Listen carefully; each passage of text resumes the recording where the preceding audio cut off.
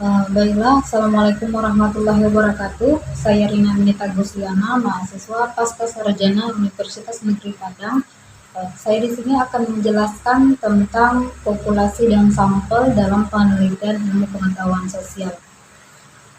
Dalam penelitian ilmu pengetahuan sosial sangat penting untuk kita memahami eh, apa itu populasi dan sampel, karena kedua hal ini merupakan kunci untuk kita bisa mendapatkan data yang valid. Dan di sini saya akan membahas lebih dalam tentang apa yang dimaksud dengan populasi dan juga apa yang dimaksud dengan sampel, serta bagaimana keduanya itu berperan dalam penelitian. Yang pertama, di sini saya akan membahas dari pengertian populasi. Populasi ini adalah keseluruhan unit atau individu yang menjadi objek dalam suatu penelitian. Nah, dalam konteks ilmu pengetahuan sosial, populasi ini terdiri dari berbagai kelompok masyarakat, misalnya seperti komunitas, sekolah, organisasi, atau bahkan seluruh masyarakat dalam suatu negara. Misalnya kita ingin meneliti tentang perilaku pemilih dalam pemilu misalnya, maka populasi kita itu adalah seluruh masyarakat yang memilih atau yang terdaftar untuk pemilu tersebut. Nah, dengan memahami apa yang termasuk ke dalam populasi, maka kita akan dapat lebih tepat dalam merumuskan pertanyaan dalam penelitian dan juga menentukan tujuan yang ingin dicapai. Dan penting juga untuk dicatat bahwasannya populasi ini tidak selalu harus besar. Dalam beberapa kasus, populasi itu bisa saja terdiri dari berbagai kelompok kecil, seperti misalnya anggota dari suatu organisasi ataupun siswa dalam sebuah kelas. Namun, ukuran populasi ini akan mempengaruhi metode pengumpulan data yang akan kita gunakan. Misalnya, jika populasi kita adalah seluruh siswa di sebuah sekolah, kita mungkin akan menggunakan sampel untuk mendapatkan data yang lebih representatif. Dengan begitu, kita bisa menghemat waktu dan juga biaya sambil tetap mendapatkan informasi yang relevan dan juga akurat. Contoh dari populasi ini, misalnya kita akan mengambil contoh tentang semua siswa, misalnya semua siswa di sebuah sekolah, itu populasinya. Nah, dalam penelitian yang akan kita lakukan ini berkaitan dengan pendidikan. Populasi ini akan sangat penting karena memungkinkan kita untuk memahami bagaimana dinamika dan juga perilaku siswa. Misalnya kita ingin meneliti bagaimana faktor-faktor yang mempengaruhi belajar siswa, dan kita bisa berfokus pada populasi siswa tersebut dengan mengenali seluruh siswa dalam suatu sekolah. Kita akan mendapatkan gambaran yang lebih komprehensif dengan tantangan yang akan kita hasilkan juga.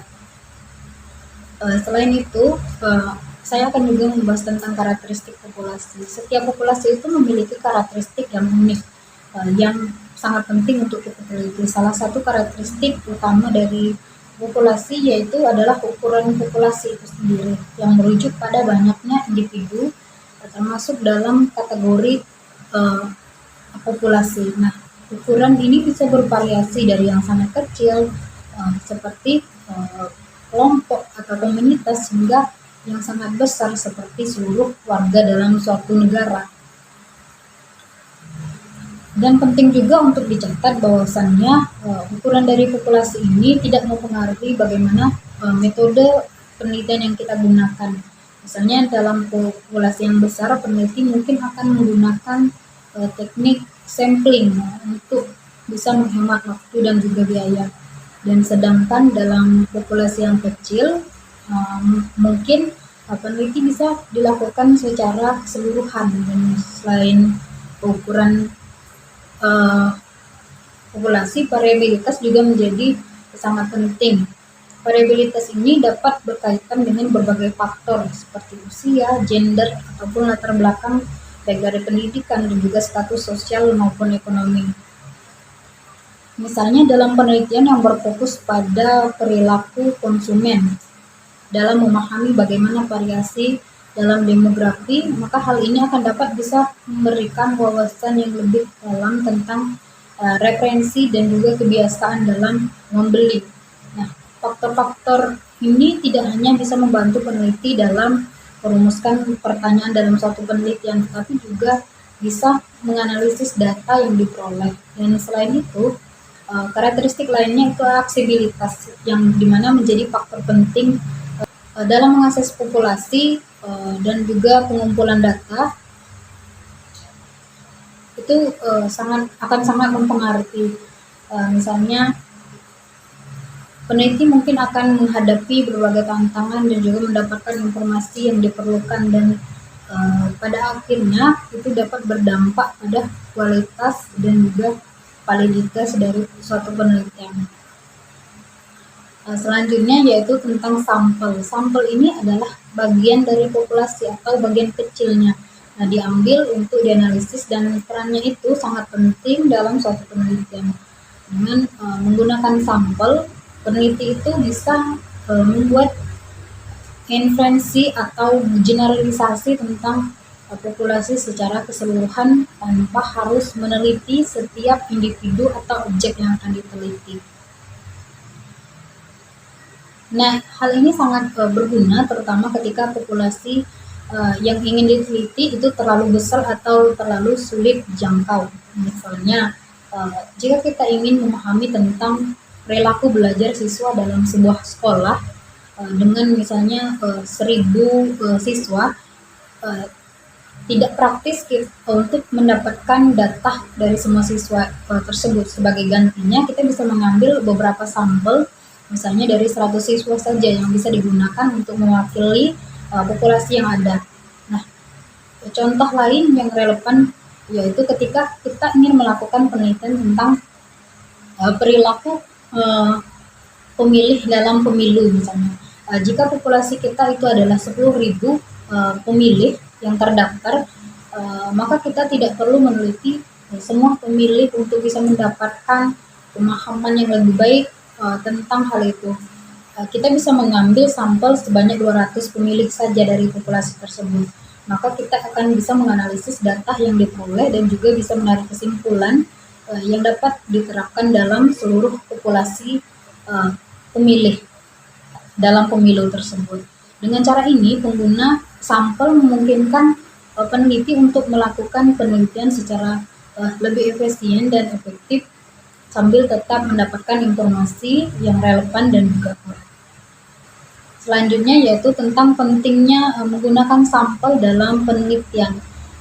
Memiliki penggunaan sampel ini memiliki keuntungan yang signifikan. Pertama, salah satu manfaat utama adalah efisiensi waktu dan juga biaya. Mengumpulkan data dari seluruh populasi itu bisa sangat memakan waktu dan cukup mahal.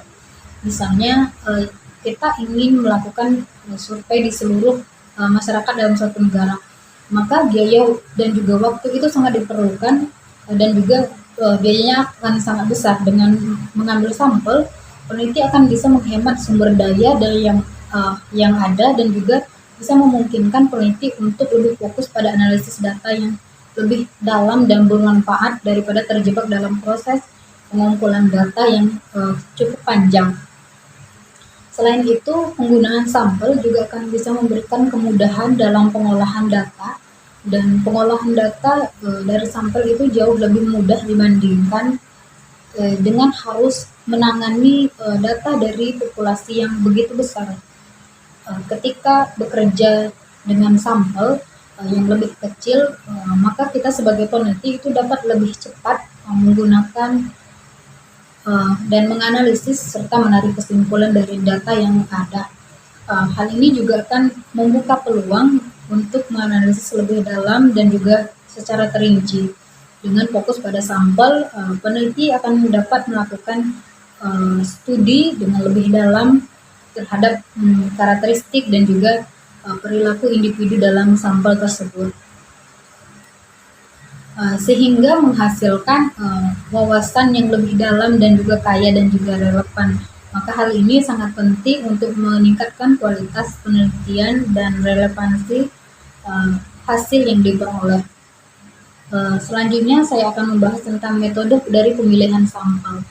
Penelitian dalam pemilihan sampel itu sangat penting agar hasil yang diperoleh itu bisa dipercaya dan mewakili semua populasi dengan baik. Salah satu metode yang paling umum digunakan adalah sampel acak sederhana. Nah, dalam metode ini setiap individu dalam satu populasi itu memiliki peluang yang sama untuk bisa dipilih sebagai sampel. Nah, proses ini biasanya sering digunakan dengan cara undian ataupun acak. Dengan menggunakan sampel acak yang sederhana, peneliti akan bisa menghindari bias dalam pemilihan individu, sehingga hasil penelitian itu akan lebih objektif dan bisa digeneralisasikan ke seluruh populasi. Metode yang lain juga sering digunakan itu adalah sampel berstrata. Nah, dalam pendekatan ini populasi itu dibagi menjadi beberapa strata atau lapisan, yaitu berdasarkan karakteristik tertentu. Misalnya dari usia, jenis kelamin, latar belakang, ataupun pendidikan dan juga ekonomi. Nah, setelah populasi ini dibagi, maka sampel diambil dari masing-masing strata dan kemudian metode ini akan sangat berguna ketika peneliti itu bisa memastikan bahwasannya kelompok dalam populasi ini terwakili dengan baik dalam sampel. Misalnya, jika kita ingin meneliti sikap siswa di sekolah, kita bisa membagi populasi siswa berdasarkan kelas, yang dimana kemudian mengambil sampel dari setiap kelas. Dengan cara itu, maka kita akan bisa mendapatkan gambaran yang lebih lengkap dan juga akurat tentang hal tersebut secara keseluruhan. Selain itu, ada juga metode sampel sistematik, di mana di sini individu dipilih berdasarkan interval tertentu, serta sampel cluster yang membagi populasi itu menjadi beberapa kelompok, yang kemudian memilih beberapa kelompok untuk dianalisa. Nah, di setiap metode ini memiliki kelebihan dan juga kekurangan. Maka sehingga pemilihan metode itu harus disesuaikan dengan apa yang akan kita teliti dan apa tujuan dari penelitian dan karakteristik dari populasi yang kita teliti. Nah, selain itu, adapun contoh penerapan dalam ilmu pengetahuan sosial. Misalnya, seorang peneliti ingin menyelidiki pengaruh pendidikan terhadap sikap politik di kalangan pemilih muda. Dalam kasus ini, maka populasi itu akan diteliti adalah semua pemilih muda atau orang yang berusia 19 tahun. Maka hal ini akan mencakup berbagai anak muda atau individu yang berlatar belakang berbeda, sehingga untuk memahami bagaimana pendidikan dan latar belakang yang berbeda itu bisa mempengaruhi hal tersebut, dan kemudian bisa mendefinisikan bagaimana populasi dengan jelas. Nah, maka peneliti itu akan lebih fokus dalam merancang penelitian yang relevan dan juga menarik. Untuk bisa mendapatkan data yang lebih representatif, maka peneliti kemudian memilih sampel dan populasi tersebut. Dalam contoh ini, peneliti untuk memutuskan untuk mengambil sampel misalnya sebanyak 500 pemilih muda yang dipilih dari berbagai daerah dalam suatu negara saat pemilihan. Nah, maka pengambilan sampel yang beragam itu akan sangat penting agar hasil penelitian itu lebih mencerminkan perspektif yang berbeda dari pemilih muda itu. Nah, secara keseluruhan setelah data dikumpulkan, maka peneliti akan dapat menganalisis informasi yang diperoleh untuk menarik kesimpulan tentang hubungan antara tingkat pendidikan dan juga sikap dalam pemilihan misalnya. Dengan cara ini, penelitian tidak hanya bisa memberikan wawasan tentang bagaimana fenomena yang ada, tapi juga bisa memberikan rekomendasi yang berguna baik bagi pembuat kebijakan ataupun pemangku pelaksana lainnya. Adapun tantangan dalam pemilihan sampel, nah pemilihan sampel dalam penelitian itu tidak tidaklah tanpa tantangan. Salah satu masalah yang paling umum terjadi adalah bias sampel, di mana bias ini terjadi ketika pemilihan sampel itu tidak dilakukan secara acak, sehingga individu yang terpilih atau sampel yang terpilih itu tidak bisa mewakili populasi secara keseluruhan. Setelah bias tantangan yang lain itu sering dihadapi juga adalah ukuran dari sampel yang tidak memadai. Nah, di mana sampel misalnya sampel yang terlalu kecil yang memungkinkan tidak dapat mewakili populasi secara akurat, sehingga hasil penelitian itu tidak bisa digeneralisasikan. Dapat disimpulkan di sini bahwasanya populasi itu adalah dua konsep dasar yang sangat penting dalam penelitian ilmu pengetahuan sosial. Dengan memahami kedua hal ini, maka akan menjadi kunci untuk kita mendapatkan data yang valid dan juga akurat sebagai peneliti, dan kita perlu sangat hati-hati dalam memilih sampel agar benar-benar bisa mewakili populasi yang akan kita teliti. Selain itu, kita juga harus bisa mengembangkan metode pemilihan yang tepat sehingga penelitian kita itu dapat memberikan hasil yang lebih dapat diandalkan dan juga bermanfaat. Sekian penyampaian dari saya. Wabillahi taufiq wal hidayah. Wassalamualaikum warahmatullahi wabarakatuh.